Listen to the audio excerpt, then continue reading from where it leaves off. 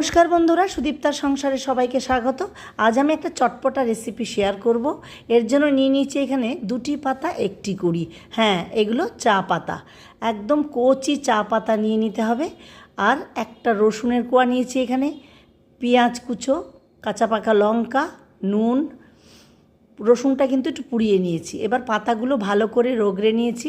হাতে রগড়ালেই কাঁচা পাতাগুলো একদম গুঁড়িয়ে যায়, মিক্সিও লাগে না, বাটতেও হয় না। কিন্তু যেহেতু বাসি হয়েছে পাতাগুলো, সেরমভাবে হলো না। জাস্ট রেসিপিটা আপনাদের শেয়ার করছি, আপনারা আরও বেশি পাতা দিয়ে ভালো করে বানাবেন। লেবুর রস দিয়ে দিয়েছি, ধনে পাতা, টমেটো এগুলোও অ্যাড করতে পারেন। আর এর সঙ্গে চানাচুর মুড়ি দিয়েও খায়, নাহলে ভাত দিয়ে খায়। পাহাড়িরা তো দুভাবেই খায়।